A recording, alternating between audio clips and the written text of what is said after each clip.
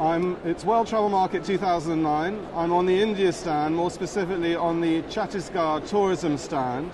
I'm with Mr. Subrat Sahu, who is the Managing Director of Chhattisgarh Tourism, and with Mr. Brij Mohan Agrawal, Minister of Tourism for Chhattisgarh. Very nice to see you both here. First question I'd like to ask you, Subrat, is Chhattisgarh is perhaps not as well known as other destinations within India. I know it's the newest 28th state of India. Would you like to just explain to me where it is located within India and what its main attractions are? Chhattisgarh is the newest state, definitely. It's located in central India, just east of Madhya Pradesh. In fact, it's bifurcated just 9 years ago. And it boasts of great pristine forests, some of the oldest tribes of the world, and some ancient limestone caves, and history which has hitherto been unknown. We have only recently started the excavations, so we are trying to learn more and more about what was unknown so far.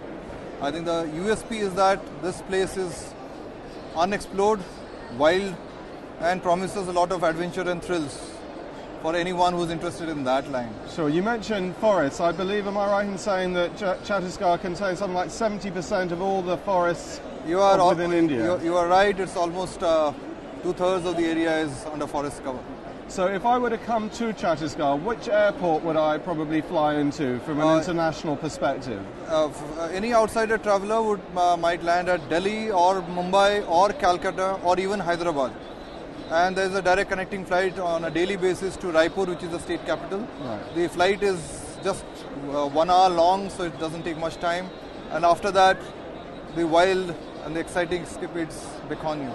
And so obviously you've come to World Travel Market because you recognise that the UK trade is valuable to you. What message have you got to the UK trade, and how are you developing your links with the UK trade? UK is definitely one of our focus points. Along with Western Europe, we would like to promote the state in this area for the tourists of this area. There are two particular factors that guide us. One is that people from here are fun-loving, adventure and thrill-seeking, which we definitely intend to offer.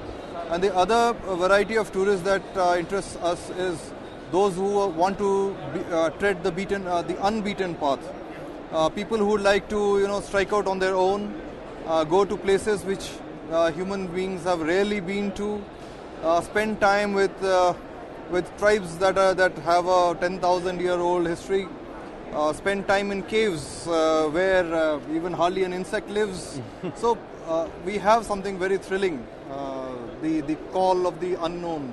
But in terms of tourism infrastructure, can the traveller to Chhattisgarh expect the customary levels of good accommodation that one can find elsewhere in India? Yeah, but I would like to add a qualifier to that. The best of accommodation is available in Chhattisgarh, but then they are limited to the cities and the towns. If you are really wanting to strike it out in the wild, then you will have to put up with the tented accommodations. Sure, but that's part of the attraction. But that's part of the attraction, and this is part of the adventure. Sure. So if you want to try out the unknown, you have to be prepared a little bit for the unknown also. Sure. But I assure you, there's no danger. Everything is harmless, and people there are very friendly, very hospitable, and they'll make any outsider even feel at home within a couple of days. So that should not be a problem. You're certainly making Chhattisgarh sound very attractive, and I'm sure the business will go very well for you in 2010. We hope so too. We expect to double our tourist arrivals from Western Europe within 2 years. Fantastic. Mr. Sahu, Mr. Agrawal, thank you very much for the time you've given us this afternoon. Best of luck for the rest of the show. Okay, thank you. Thank you.